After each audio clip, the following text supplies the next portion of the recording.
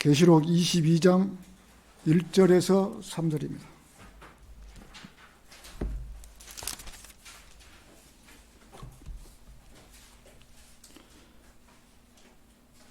다 찾으셨으면 받들어 읽겠습니다. 또 그가 나에게 하나님과 어린 양의 보좌에서 흘러나오는 수정처럼 맑은 생명수의 정결한 강을 보여주더라. 그 도성의 거리 한가운데와 그 강의 양편에는 생명나무가 있어 12가지 과실을 맺으며 달마다 과실을 내더라. 그리고 그 나무의 잎사귀들은 민족들을 치유하기 위한 것이더라.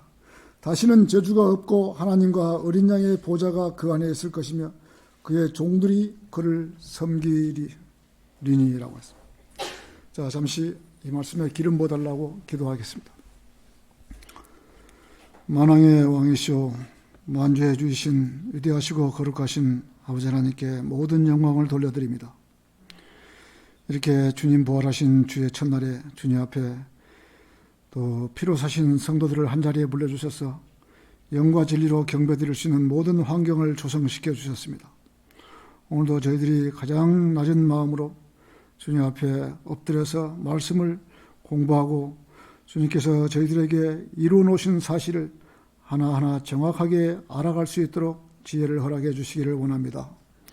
오늘도 부족한 종에게 말씀을 선포할 수 있는 능력과 성령으로 충만하게 해주셔서 부족함이 없도록 관장해 주시기를 원합니다. 마귀가 이 시간 틈타지 못하도록 잘 지켜주십시오. 감사드리오며 주 예수 그리스도의 이름으로 기도드렸습니다. 아멘. 우리가 앞으로 이 세상을 떠난다면 또 천년왕국이 지나서 이 세상을 떠난다면 이 지구는 땅으로 저 불못으로 돌려주고 가장 화려하고 찬란한 새 예루살렘으로 간다는 것을 우리가 잊지 말고 살아가야 되는 것입니다. 우리가 조금은 어렵지만은 그래도 성경 하나하나를 보면서 예수께서 해놓은 사실과 계시록에서 적어놓은 사실을 비유를 해가면서 우리가 오늘 새 예루살렘에 대해서 우리가 공부하는 걸로 한번 해보시죠. 지금 제가 잠깐 적어놨습니다. 이 새 예루살렘은 이 12,000 스타디온이거든요. 12,000 스타디온. 자, 1스타디온이 217m예요. 1스타디온이.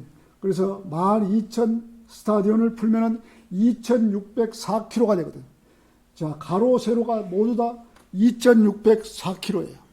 이 네모가 반듯한 새 예루살렘 도성이 지금 이 지구로 내려와서 구원받은 그리스도인을 싣고 영원한 도성으로 마지막에는 올라가는 거예요. 천년 왕국이 지난 다음에.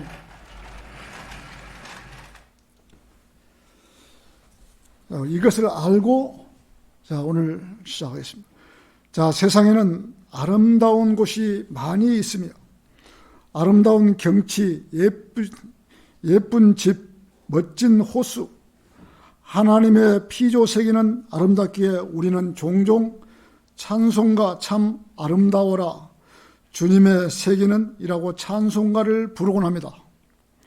하지만 아름다운 것들이 제 아무리 많다 해도 나를 사랑하신 주님의 사랑만큼 아름다운 것은 없으며 또 내 귓가에 울리는 그분의 말씀만큼 아름다운 것은 없으며 우리를 예비해 두신 그분의 도성만큼 아름다운 것은 없을 것입니다.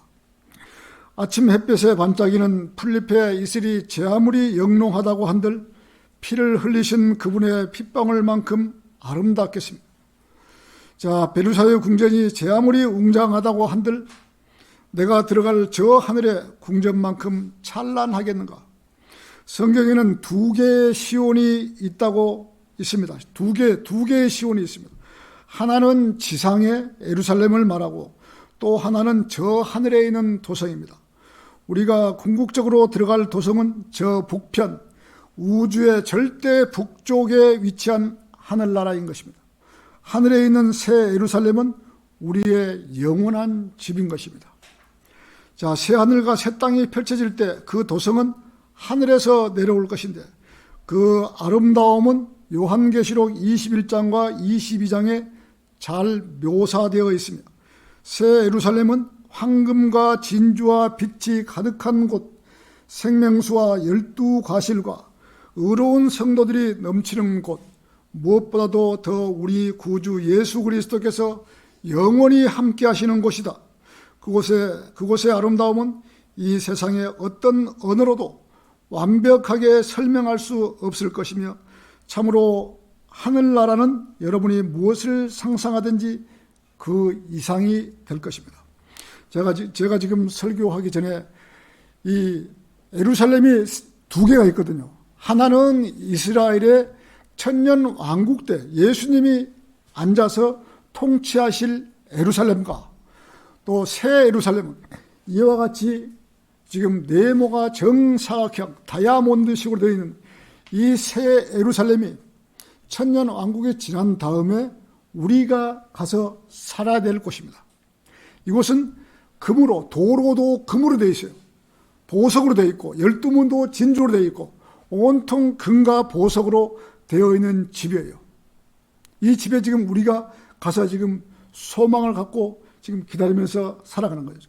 우리가 찬송가에 보면 우리가 새하늘과 새 땅, 우리가 가야 될 집, 이것이 전부 다 이 새 예루살렘이에요.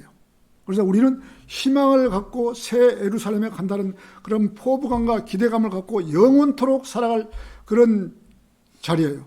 그래서 오늘 말씀은 다소 어려운 부분이 있더라도 여러분들이 빨리 이해를 해 주시기 바랍니다. 자, 가장 아름다운 곳 새 예루살렘, 인자야 네가 이것을 보았느냐? 자, 에스겔 47장을 한번 보시겠습니다. 47장 6절에서 9절입니다. 에스겔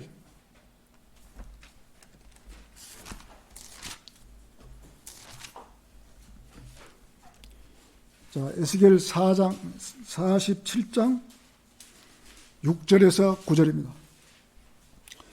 그가 내게 말씀하시기를 인자야 네가 이것을 보았느냐 하시더니 나를 데리고 나를 강가로 돌아가게 하시더라. 이제 내가 돌아왔더니 보라 뚝 이편과 저편에 힘이 많은 나무가 있더라. 여기서 지금 나무라 그랬지 생명나무라고 말하지 않았어요. 여러분 참고하시기 바랍니다. 나무라 그랬어요. 그때 그가 내게 말씀하시더라. 이 물은 동쪽 지역으로 흘러 사막으로 내려가서 바다로 들어가나니 바다로 들어갈 때 그 물들이 치유를 받더라.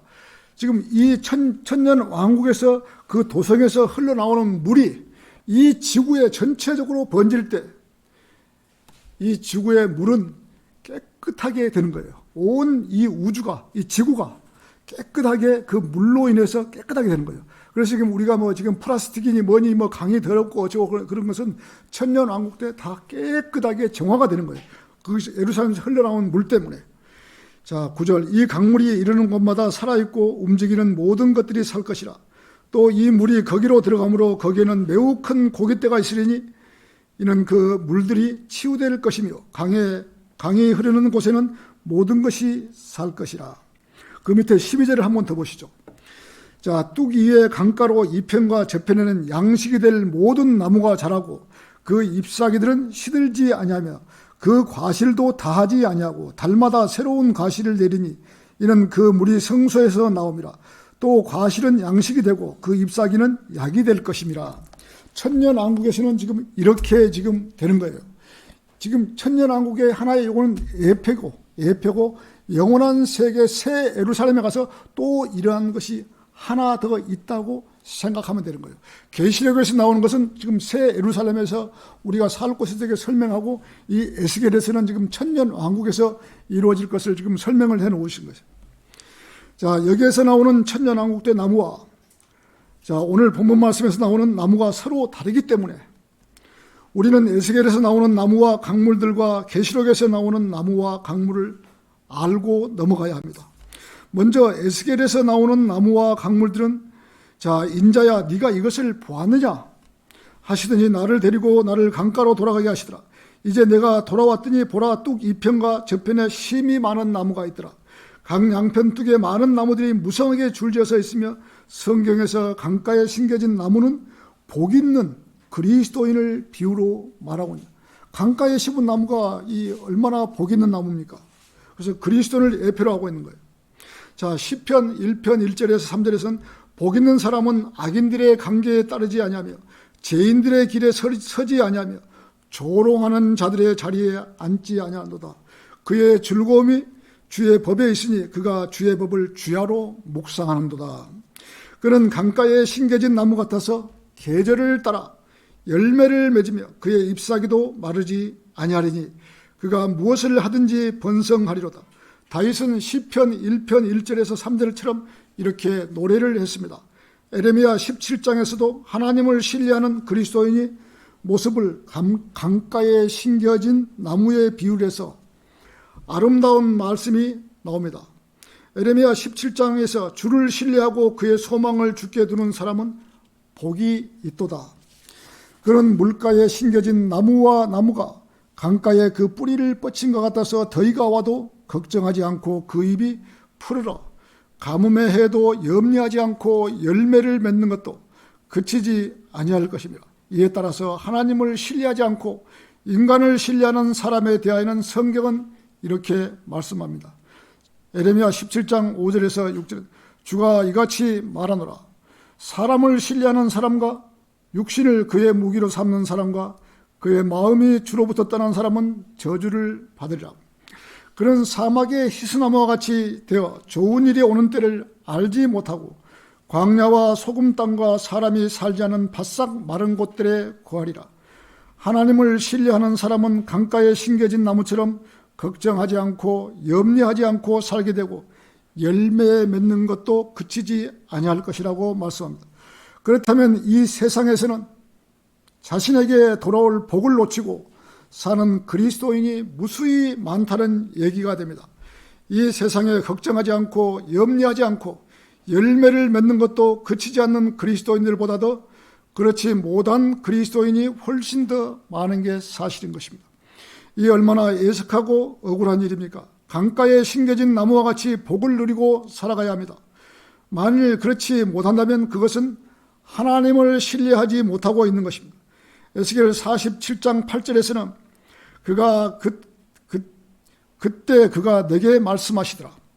이 물은 동쪽 지역으로 흘러 사막으로 내려가서 바다로 들어가냐. 바다로 들어갈 때 그 물들이 치유를 받으리라. 성소에서 나온 물이 사해로 흘러 들어갈 때 그 바다가 치유되어 생명력을 갖게 된다는 것은 지금 아까도 말씀드렸지만은 천년왕국에서 그 흘러나오는 양편에 나무들이 서 있고 이것은 천년왕국에서는 생명나무가 아니에요. 그냥 나무예요. 그냥 나무가 서 있고 가운데 물이 도성에서 물이 나오거든요. 그 물이 온 지구를 가서 깨끗하게 하는 물이에요. 자, 천년왕국 시대에 실제적으로 일어나게 될 미래의 역사적 사실이지만 이 말씀은 또 죽었던 영이 성령으로 거듭나는 것에 대한 영적 적용도 가능합니다. 그리고 거듭난 사람 안으로 들어오신 성령께서 계속 역사하실 때 성도는 지속적으로 하나님께서 주시는 복을 누리게 됩니다. 9절에서는 이 강물이 이르는 곳마다 살아있고 움직이는 모든 것들이 살 것이라. 또 이 물이 거기로 들어가므로 거기에는 매우 큰 고깃대가 있으리니 이는 그 물들이 치유될 것이라. 사해 바다에도 소금 바다에도 치유가 돼서 앞으로는 천년왕국에서는 고기가 산다는 뜻이에요. 자, 강이 흐르는 곳에는 모든 것이 살 것이라. 천년왕국 시대 팔레스타인 땅의 새로운 모습들이 그림처럼 펼쳐집니다.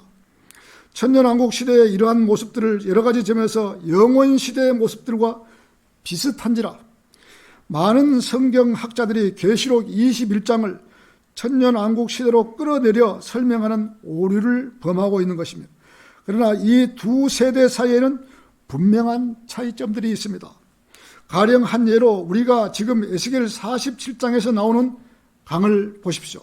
이 강은 성소에서부터 흘러나와 동쪽 지역으로 흘러 사막으로 내려와서 즉 요단강을 건너 사해로 들어가며 또 한 줄기는 지중해로 들어가는 것을 알 수 있습니다. 그 물들이 바다로 들어갈 때 그 물들이 치유를 받을 것입니다. 그러나 새 예루살렘 강은 사해를 치유하지 않습니다. 새 예루살렘 강은 사이를 치유하지 않습니다. 이 강은 동쪽 지역으로 흘러 사막으로 내려가는 것이 아니라 곧바로 거룩한 도성으로 들어갑니다. 따라서 이 두 강은 서로 다른 강입니다. 에스겔에서 언급하는 천년왕국 시대의 모습과 요한계시록 21장과 22장에서 나오는 영원시대의 모습에는 차이가 있는 것입니다. 또 다른 예로 강둑 양편에 있는 나무가 또 서로 다릅니다. 에스겔에서 나오는 나무하고 또 계시록에서 나온 나무하고 두 나무가 틀려 있는 거예요. 자, 에스겔 47장 12절에는 이렇게 언급합니다. 뚜기의 강가로 이편과 저편은 양식이 될 모든 나무가 자라고 그 잎사귀들은 시들지 아니하며 그 과실도 다하지 아니하고 달마다 새로운 과실을 내리니 이는 그 물이 성소에서 나옴이라. 또 과실은 양식이 되고 그 잎사귀는 약이 될 것이라. 이 나무들은 그 열매가 양식이 되고 그 잎은 약이 될 것입니다. 오늘 본문 말씀 계시록 22장 2절에서는 그 도성의 거리 한가운데와 그 강의 양편에는 생명나무, 분명히 계시록에는 생명나무라 그랬죠. 이 새 예루살렘 도성에는 생명나무가 있는 거예요. 천년왕국에서는 그냥 나무가 있고, 자, 천년왕국에 있는 나무는 이걸 먹으면 영원토록 사는 나무가 아니에요. 각 민족들이 몸이 아팠을 때 거기 가서 그 나무의 잎사귀를 먹으면은 병이 낫는 거예요. 그래서 천년왕국에서 100살 먹어서 죽는 사람은 어린아이가 죽는 거예요. 그 잎사귀를 먹으면은 천년 동안 사는 거예요. 영원토록 사는 것이 아니고 그 천년 동안 사는 거예요. 근데 새 예루살렘에는 생명의 나무라 그랬어요. 생명의 나무는 우리가 아담과 이브가 이 에덴 동산에서 생명의 열매를 따먹는 거하고 똑같은 그런 생명의 나무예요.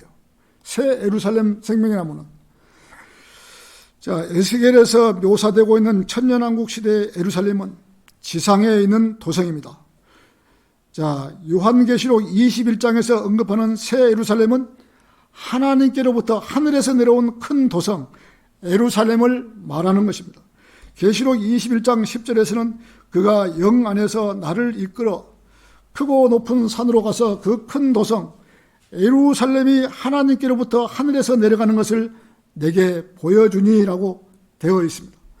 에스겔에서 나오는 나무들은 천년왕국에서 이루어질 나무들이고 계시록에서 말하는 나무들은 영원시대 새 예루살렘에서 이루어질 예언인 것입니다. 요한계시록 22장 14절에서는 생명의 나무를 에스겔에서 나오는 나무와 동일한 것으로 생각하면 안 되는 것입니다.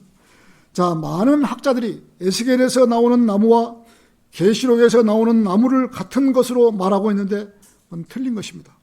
에스겔에서 설명하고 있는 도성의 규모에 대해 성경은 이렇게 말하고 있는 것입니다.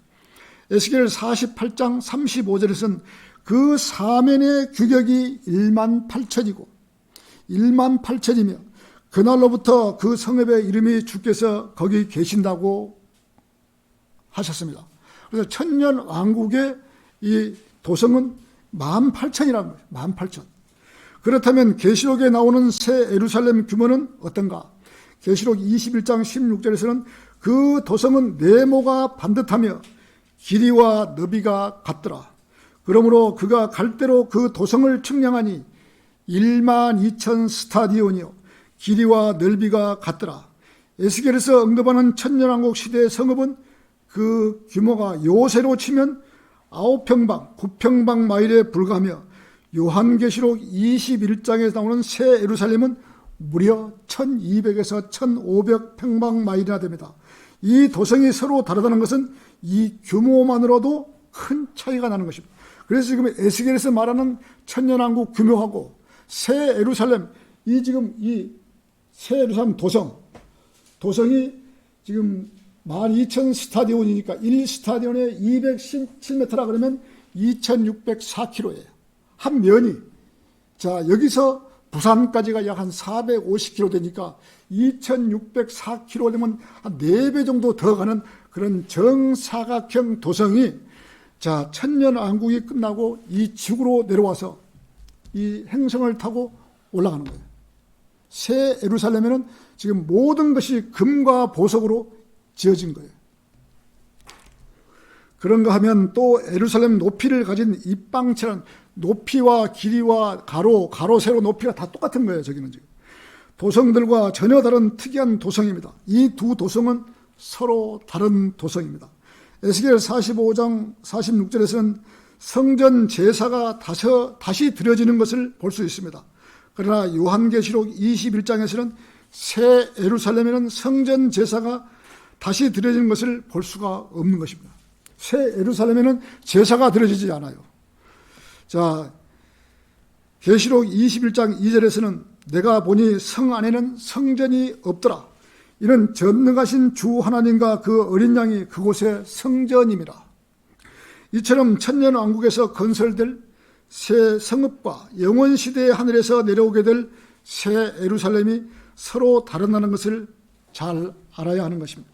그것은 주님께서 서로 다른 두 민족을 위해 마련해 오신 유업이 다르기 때문인 것입니다. 주님께서 이스라엘 민족을 위하여 실제적인 성읍을 이 지상에 마련하실 것입니다. 그것은 실제로 이 땅의 예루살렘이고 유대인들이 그 안에 살게 될 것입니다. 이것이 바로 여호와 하나님께서 이스라엘을 위해 유업을 마련하실 것입니다. 이에 반해 그의 아들이신 예수 그리스도께서는 마련하신 유업은 하늘에서 내려오는 영적인 유업으로 썩지 않고 더럽지 않은 도성이며 장차 하늘에서 내려오되 지상에 착륙하지 않는 도성입니다. 여기에서는 유대인들이 아니라 교회 그리스도인들이 들어가서 살게 됩니다. 자, 가장 아름다운 곳 새 예루살렘, 두 번째 생명수의 물. 계시록 22장 1절에서는 나오는 생명수는 에스겔에서 나오는 생명수의 물이 아닙니다. 에스겔에서 나오는 물은 천년 기간의 성전에서 나오는 물이었고 여기 계시록에서 나오는 생명수의 물은 영원한 도성 새 예루살렘에서 나오는 생명수입니다. 요한복음 4장 14절에서는 내가 주는 물을 마시는 사람은 누구든지 영원히 목마르지 아니하리라. 그러나 내가 그에게 주는 물은 그 사람 안에서 영원한 생명으로 솟아오르는 샘물이라고 하셨습니다. 그래서 영원에는 계시록 22장 7절과 또 성령과 신부가 말하기를 오라 하더라. 듣는 자도 오라 말하게 하고 또 목마른 자도 오게 하여 원하는 자는 누구든지 생명수를 값없이 마시게 할지어다 라고 합니다. 이 생명수는 하나님 보좌에서 바로 나와 길 한가운데 흐르는데 보좌에서 바로 나와 길 한가운데 흐르는데 이 길가에서 자라는 나무들이 뿌리들이 이 강물에 다 있는 것입니다. 시냇가에 흐르는 물에 이 양편에 있는 나무들이 뿌리가 이 강물로 들어가서 있는 거예요.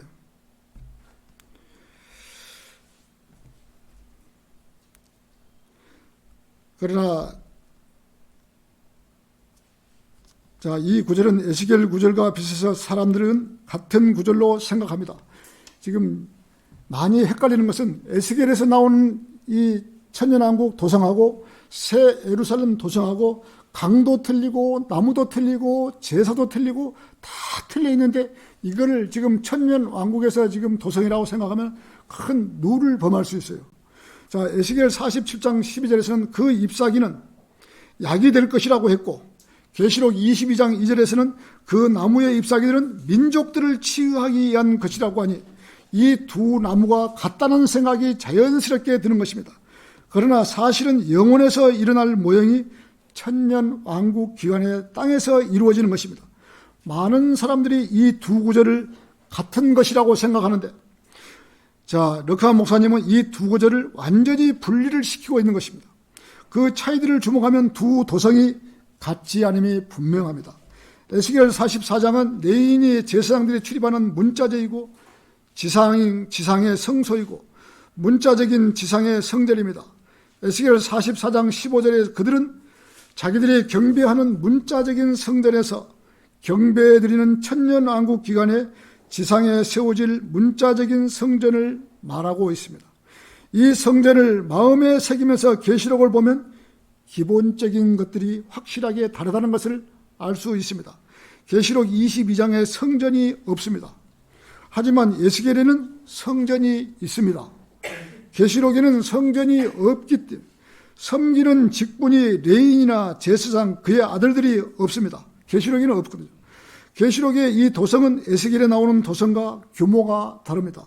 계시록 22장 2절에서 나무는 생명의 나무인데 에스겔에서 나오는 나무는 생명의 나무라고 말하지 않았습니다. 에스겔 47장 7절에서는 강둑에 심이 많은 나무가 있다고 했지만 어떤 종류, 그게 무슨 나무인지는 말하지 않았습니다. 이렇듯 천년 왕국의 나무와 영원한 세계의 나무는 각기 다른 것입니다. 강 시냇물도 다릅니다. 여기에서 우리가 알아야 할 것은 천년 왕국에서 나오는 도성과 영원한 세계에서 살아야 할 새 예루살렘과는 다르다는 것입니다. 천년 왕국에서 일어날 도성은 모형으로, 영원한 세계에서 도성이 또 있다는 것입니다. 그 도성 거리 한가운데와 그 강의 양편에는 생명나무가 있어라고 하셨으며, 이 나무는 하나님이 아담을 에덴 동산에서 쫓아내실 때 금하신 그 나무인 것입니다. 즉 그가 자기 손을 내밀어서 생명나무의 과실도 따서 먹고 영원히 살까 함이라. 12가지를 과실을 맺으며 달마다 과실을 내더라고 했습니다. 그리고 그 나무의 잎사귀들은 민족들을 치유하게 한 것이라. 에스겔서의 나무들은 먹고 그 잎사귀들은 약으로 쓰는 것이고, 계시록에 나오는 생명의 나무는 민족들을 병을 치유하는 잎사귀들을 가리켜 말하는 것입니다.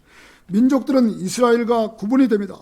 계시록 21장 24절에 그리하여 구원받은 자들의 민족들이 그 도성의 빛 가운데 걷겠으며, 그러므로 이 생명의 나무는 구원받은 자들의 민족들을 치유합니다.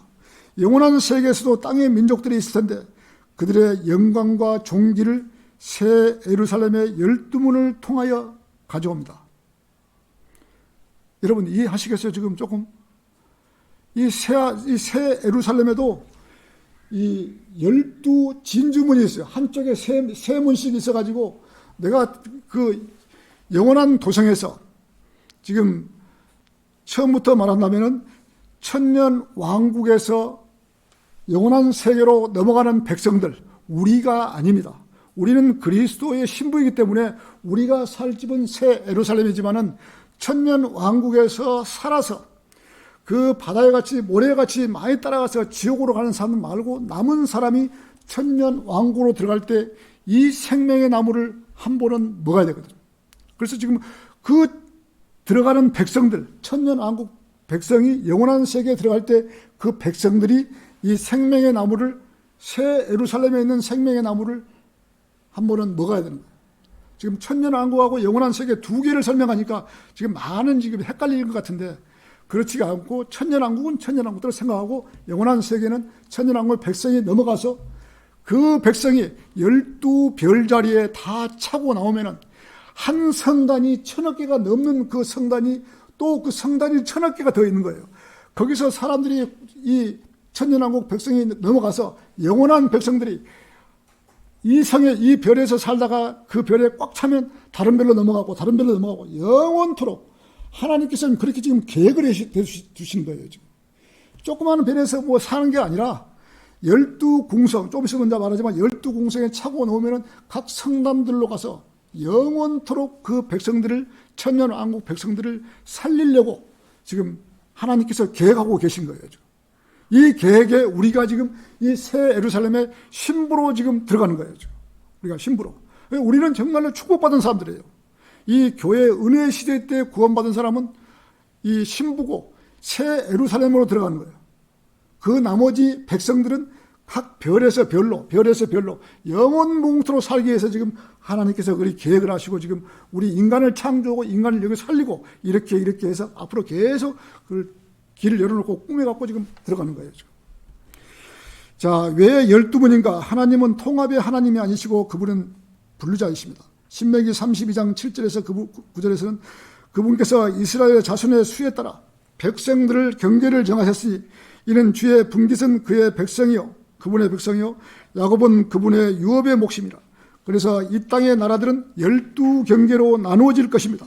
이 땅이라 그러면 지금 이 하늘에도 12나라가 있는 거예요. 지금 12나라 하늘에도 이 지구에만 12민족이 아닌 12제자도 있고 야곱의 아들도 12아들이 있고 모든 것이 다 12로 되지만 거기에서도 12민족으로 갈라지는 거예요.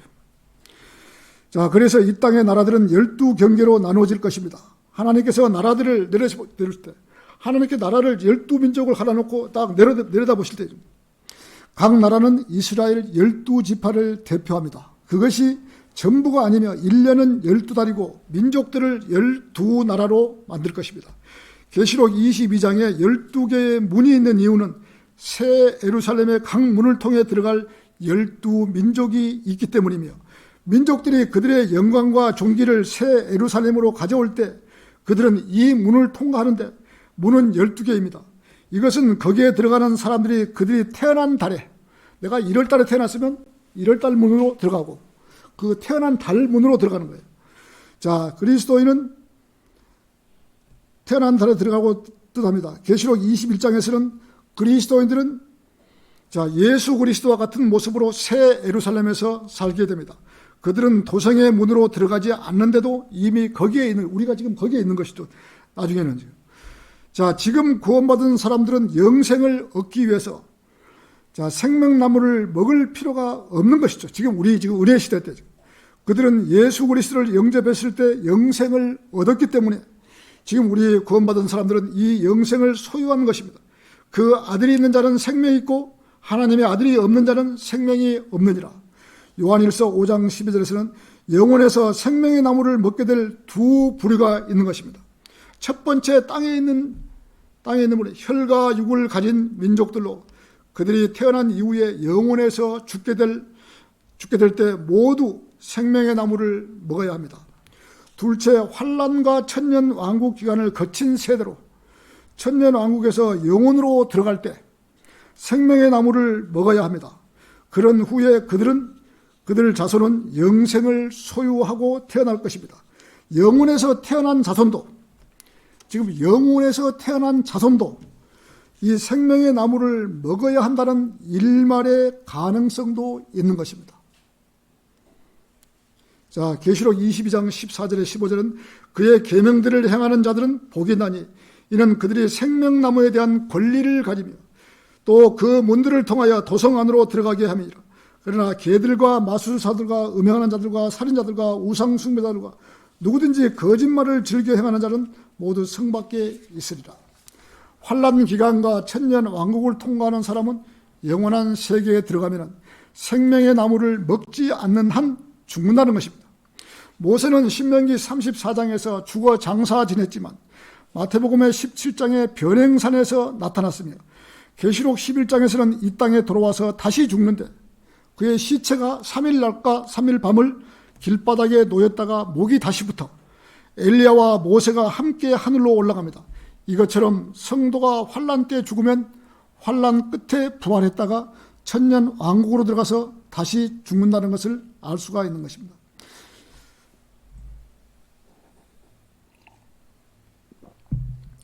이렇게 모세와 엘리야가 죽었다가 살아나고 또 죽었다가 살아나고 그랬잖아요.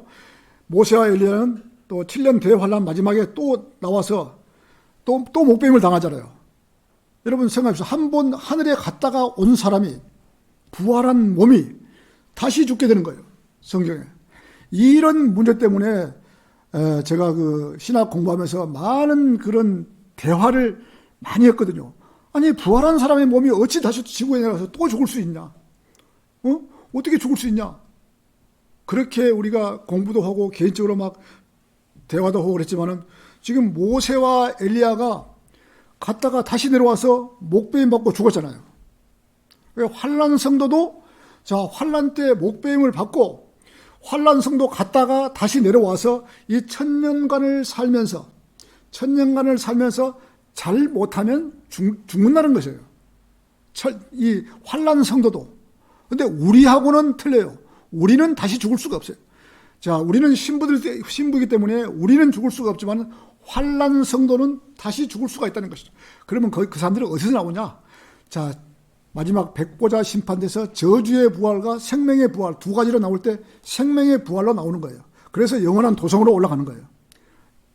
이 천년왕국에서 죽으면은. 자, 그렇다면 백보자 심판에서 생명의 부활과 저주의 부활인데 거기서 영원한 세계에 들어갈 때 이 생명의 나무를 먹어야 하는 것입니다. 방금 설명했듯이 이 천년왕국 백성들이 죽었다가 다시 살아나면은, 구원받은 사람은 죽었다 다시 살아나면 백보자 심판에서 다시 살아나가지고 영원한 세계에 들어갈 때 이 생명의 나무를 먹어야 된다는 거죠. 자, 우리들은 예수 그리스도와 같은 영화로운 몸을 입는 유일한 사람들은 교회 시대의 그리스도인일 뿐입니다. 33세에 죄 없는 몸을 입은 유일한 사람들은 은혜 시대에 구원받은 우리뿐인 것입니다. 다른 세대의 사람들은 생명나무에 참여를 해서 영생을 얻고 영혼에 들어가면 아담과 이브가 타락하기 전과 똑같은 남자와 여자로 사는 것입니다. 천년왕국 백성이 영혼에 들어가면 영혼에서 자꾸 이별에서 저별에서 이별 계속 하려면 남자와 여자로 살아간다 이거죠. 우리는 33세의 남자로 변해서 교회 예수님의 신부로 새 예루살렘에서 영원 무궁토록 살아가지만은, 그때 우리가 이제 멜루관을 받고, 멜루관 없으면은 그냥 다니고, 멜루관 있는 사람은 멜루관을 쓰고 영원토록 이별에서 이별 저별 1000억 개가 넘는 성단에서 그 성단을 우리는 관리를 하는 거예요. 그 얼마나 참 우리가 대단한 존재들이에요. 하나님께서 이렇게 하려고 지금 이 2000년 은혜 시대 때 우리를 구원해 주시고 신부를 해 주신 거예요. 얼마나 대단한 사람들이 지금 이 교회 시대에 구원받은 사람들이에요. 그 외 시대에는 신부가 안 되잖아요. 새 예루살렘에 살 수가 없잖아요. 각 별에서 살고. 자, 그 다음에 가장 아름다운 곳, 새 예루살렘 세 번째. 영원한 백성들은 별에서 산다. 하나님의 계획은 그래서 별자리들과 은하수들과 연관이 됩니다. 12민족과 12달 그리고 12문이 있듯이 그렇게 하늘들의 12궁이라는 불리는 12별자리가 있습니다. 이것은 징조와 계절에 따라 정해집니다. 창세기 1장 14절에서는 하나님께서 말씀하시기를 낮을 밤에서 나누기 위하여 하늘의 창공에 광명들이 있으라. 그것들로 하여금 징조들과 계절들과 날들과 연도들을 위해 있게 하라. 이 땅에 일어나게 될 일들과 관련된 12궁은 다음과 같습니다. 수양자리, 황소자리, 쌍둥이자리, 개자리, 사자자리, 처녀자리, 천칭자리, 정갈자리, 사수자리, 염소자리, 물병자리, 물고기자리. 여러분들은 이 12궁이 어떤 천문학이나 점성학 서적에도 나온다는 것을 알 수가 있는 것입니다. 이 별자리는 달과 부합하는데 그 의미는 하나님이 이 땅에 12경계와 12민족을 정하셨고 이 땅을 떠나게 하여, 떠날 때는 천사들이 옮겨가죠. 이러한 별자리를 다 보고 갈 것입니다. 우리가 떠날 때 올라갈 때 이 12별자리를 다 보고 올라가는 거예요. 그래서 12별자리가 있는 거예요. 자, 외계에서 무한하고 영원히 살게 하는 매 12달마다 한 번씩 보게 하는 12별자리부터 시작합니다. 누가복음 1장 33절에 그리스도는 다시 오셔서 다윗의 왕권을 받으시고 정치적이며 눈에 보이는 구세주와 다윗의 지상에서 팔레스타인 왕국인 야곱의 자손의 이름을 따라 확정되어서 태양계를 지나 은하수로 무한히 뻗어나가 모든 별에 영원토록 이어질 것입니다. 그래서 베드로후서 3장 12절에서 13절은 하나님의 날이 오기를 고대하고 열망하라. 그때는 하늘들이 불에 타서 녹아버리고 우주의 구성 요소들이 맹렬한 불에 녹아질 것입니다.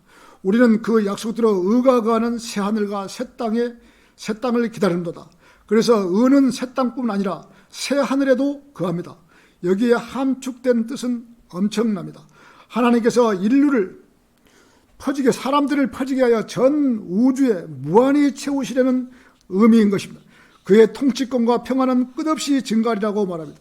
계시록 22장 2절에서는 중요한 것은 영혼에서 새 땅 위에서 12민족이 12경계로 나누어져 있는데 이 민족들은 대환란, 마태복음 25장과 천년왕국 기간 계시록 19장에서 구원받은 민족들로 구성이 되는 것입니다. 이 영원한 세계에서는 마귀를 잡아서 지옥에 가두고 지옥을 불못에 던졌기 때문에 그쪽에서는 이제 마귀는 없는 거예요.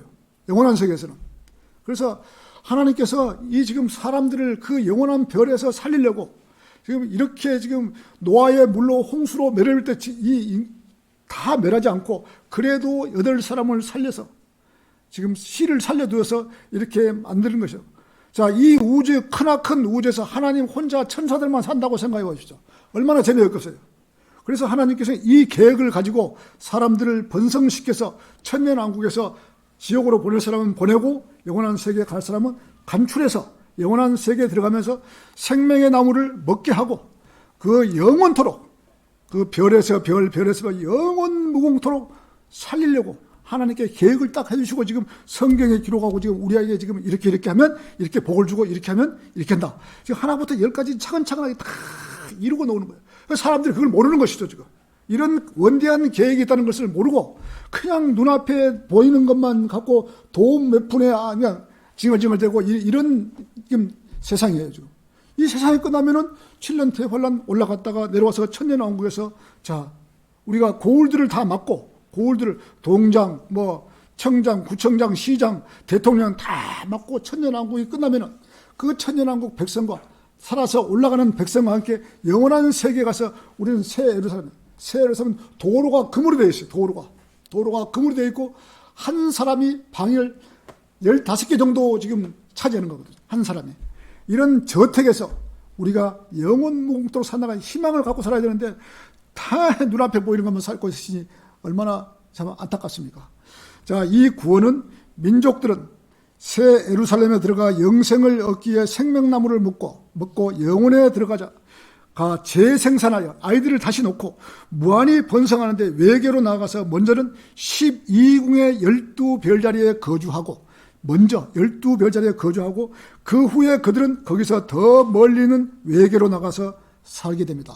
계시록 22장 3절에서는 다시는 저주가 없다라고 하셨으며 이 땅에 한 번 저주가 내렸는데 창세기 3장에서 주어진 저주가 여기 계시록 22장 3절 이래서야 비로소 완전히 이 저주가 제거되는 것입니다. 영원한 세계에 가서 천년왕국 기간에 땅은 새로 태어나지만 여전히 악령들과 마귀들이 있으며 땅 심장부의 지옥에는 구원을 상실한 자들이 있고 사탄도 마지막에 가서는 활동을 합니다. 저주가 완전히 제거되는 때는 영원입니다. 그 영혼은 하나님의 어린 양의 보좌가 그 안에 있을 거라고 하셨는데 새 예루살렘 성에는 하나님과 어린 양의 보좌가 그 도성에 있을 것입니다. 영혼에서 그리스도인은 새 예루살렘의 맑은 유리 같은 투명한 금으로 만들어진 자기 아파트에 거주를 합니다. 거기 영광중에 있는 그 아담한 처소는 정금으로 된 방이 15개, 1인당 15개 정도 방이 그 집을 주는 거예요. 자, 거기서 영원히 사는 거룩한 친구들과 교제하며 영화로운 몸을 입은 친구들과 경험을 이야기하며 서로의 삶을 누리고 살면서 그리스도인은 영혼에서 예수 그리스도처럼 죄 없는 33세의 남자의 몸으로 하나님과 성도들과 영원히 살게 되는 것입니다. 일찍이 주님께서는 요한복음 14장 2절에서 3절에 내 아버지 집에는 많은 저택들이 있느니라 말씀하셨고 내가 가서 너희를 위하여 처소를 마련하면 다시 와서 너희를 내게 영접하여 내가 있는 그곳에 너희도 있게 하리라고 요한복음에 기록이 되어 있잖아요. 하나님께서 지금 예수님께서 먼저 올라가셔서 그 저택을 마련하시고 계시는 거예요. 지금 저택이 마련 다 되면은 내려와서 우리를 이리 올라오너라. 우리가 올라가는 거예요. 이렇게 하나님께서 스케줄대로 계획대로 지금 다 진행시켜 놓고 있는 거예요. 자, 우리 성도들이 가야 할 곳은 새 예루살렘입니다. 새 예루살렘은 길이 넓이 높이가 같습니다. 한 면이 12,000 스타디온이니까 한 면에 각각 2,604km입니다. 지구에는 길이와 넓이만 있지만 새 예루살렘에는 길이 넓이 높이가 같은 정방향으로 하늘에서 내려올 하나님의 행성입니다. 예수 그리스도의 피로 자기 죄를 씻고 영원한 생명을 얻은 거듭난 그리스도인들이 들어가 자기 맨손을 차지하고 살면서 영생을 누리는 것입니다. 그리스도인이 휴거되면 7년간 셋째 하늘 낙원에서 거하며 우리보다 먼저 간 성도들을 만날 것이며 이 7년 동안에 그리스도의 심판석에서 자기가 성경대로 섬겼던 대로 멸류관을 받고 어린 양의 혼인식에 참석합니다. 그리스도와 교회와의 혼인식입니다. 이것은 세상에서 남녀가 혼인하는 건 달리 남편이신 주님과 교회 성도들의 혼인식입니다. 거기서 7년 동안 멸류관을 받고 또 나서 자기가 원하는 곳으로 날아다니며 또 구경하게 될 것이며 그럴 때 이 7년 대환란 때 이 새 예루살렘을 아마 구경도 할 것이에요. 지금 예수님께서 짓고 있는 새 예루살렘, 우리가 갈 새 예루살렘을 그때 7년 대환란 가면 구경도 할 것이에요. 우리가 보지 못했던 둘째 하늘과 셋째 하늘 그 어디라도 여행하며 기쁨을 향유하게 될 것이며, 요한복음 16장 22절에서 그러므로 너희가 지금은 근심하여도 내가 다시 너희를 보리니 그때는 너희 마음이 기쁠 것이며 아무도 그 기쁨을 너희에게서 빼앗지 못하리라고 하셨습니다. 혼인식을 마치고 이 땅에 환난 성도와 함께 내려와서 천년 왕국에서 1000년을 살다가 그 기간이 차면 하늘에서 내려올 행성인 새 예루살렘에 가서 살게 됩니다. 유대인들은 땅에서 살게 되나 예수 그리스도의 피로 구속받고 하나님의 생명을 받은 성도들은 새 예루살렘에서 영원히 살게 되는 것입니다. 예수 그리스도의 복음을 통하여 구원받은 성도들이 이러한 일을 하지 않아도 되지만 천년왕국에서 영원으로 들어가는 사람들은 생명의 나무를 먹어야 영원토록 살아갈 것입니다. 대환란과 천년왕국에서 구원받은 자들의 이름이 생명책에 기록이 되어 있다면 그들은 생명나무를 먹을 권리가 있으며 그들은 이 도성에 들어가서 생명나무를 먹고 그들의 자손들도 이 도성에 들어가 생명나무를 먹으면 영원히 사는 것입니다. 오늘 설교하는 것은 지금 이것이 정말 이 고차원적인 어떤 그런 설교거든요. 이렇게 지금 사실대로 지금 앞으로 이렇게 될 것이라고 석사 시간에도 가르쳐 주지 않는 그런 아주 중요한 우리 새 예루살렘에 갈 것을 지금 하는 거거든요. 앞으로 이렇게 앞으로 지금 우리가 지금 되어질 일을 우리가 이 세상 떠나서 앞으로 가면은 우리가 여기서 산다는 것을, 영원무궁토록 산다는 것을. 근데 멸류관이 없이 그냥 사는 사람하고 멸류관 2개, 3개 받는 사람하고 똑같겠냐고요. 그래서 성단이 1000억 개가 넘는 별 성단에서 우리가 계속 다니면서 왔다 갔다 하면서 할 때, 저 사람은 멸류관이 있네? 저 사람은 멸류관이 없네? 그럴 거 아니에요. 영원한 백성들이. 수많은 영원한 백성이 별마다 꽉 차 있는데. 참 너무나 이 황홀감도 생각나고 참 포부도 갖고 기대감도 가는 그런 이 새 예루살렘 성전이에요. 저 예루살렘 성전에서 우리가 산다고 생각해요. 자, 결론을 맺겠습니다. 우리는 성경을 공부할 때 더 깊은 곳으로 들어가야 합니다. 에스겔에서 나오는 도성과 계시록에서 나오는 도성은 다른 도성입니다. 천년왕국 때 있을 도성은 실제로 이 땅의 천년왕국에 있을 도성이지만 계시록에서 나온 도성은 새 예루살렘에 있을 영원한 도성입니다. 그렇게 우리는 이 땅에 있을 도성은 예표로서 영원한 도성에도 있다는 사실을 알고 성경을 공부해요. 천년왕국에서 도성이 있는데 그 도성하고 새 예루살렘에도 도성이 있다는 것을 알고 공부했다 이거죠. 계시록 21장 2절에서는 나 요한은 거룩한 도성 새 예루살렘이 하나님께로부터 하늘에서 내려오는 것을 보았는데 마치 신부가 자기 남편을 위하여 단장한 것이 예비되었더라. 새 예루살렘을 어린 양의 아내라고 불립니다. 어린 양 예수 그리스도께서는 교회와 혼인합니다. 갈라디아서 4장 26절에서는 새 예루살렘을 가리켜 우리 모두의 어머니라고 말씀합니다. 따라서 이 도성은 교회와 관련되어 있으며 유대인들이 땅을 유업으로 받듯이 이 하늘의 예루살렘은 교회를 위한 영원한 유업인 것입니다. 땅은 시온에 있고 하늘에는 영원한 도성의 시온이 있습니다. 시온성이 하늘에도 있는 것이에요. 땅의 백성 유대인이 있고 하늘의 백성은 교회의 신부가 있으며 영원한 마찬가지로 땅에 예루살렘이 있고 하늘에도 예루살렘, 새 예루살렘은 온갖 보석으로 꾸며져 있습니다. 이 새 예루살렘에는 순금으로 맑은 유리같이 되어 있습니다. 우리가 지금은 금과 보석으로 치장을 못한다 할지라도 영원한 새 예루살렘 우리들의 집에 가면 도로도 순금으로 되어 있고 온통 보석과 순금으로 되어 있기 때문에 우리는 기대를 갖고 살아야 하는 것입니다. 이 지상에서 반지, 보석 조그마한 거 그거 하려고 생각하지 말아야 돼요. 영원토록 하나든 보석이 다 있는 거예요. 자, 성경에 어떤 부분은 믿고 어떤 부분은 못 믿겠습니까? 하나님께서 우리에게 주시겠다고 약속을 하셨기에 우리는 희망과 포부를 잃지 않고 우리가 육신으로 있는 이 기간에 우리의 구원은 은혜로 받았지만 구원받고 난 이후에는 행동으로 상을 쌓아야 합니다. 살아있을 때 쌓아야 합니다. 우리는 이 새 예루살렘에 간다는 그 포부와 그 기대를 가지고 이 세상을 살아가야 하는 것입니다. 자, 마치겠습니다.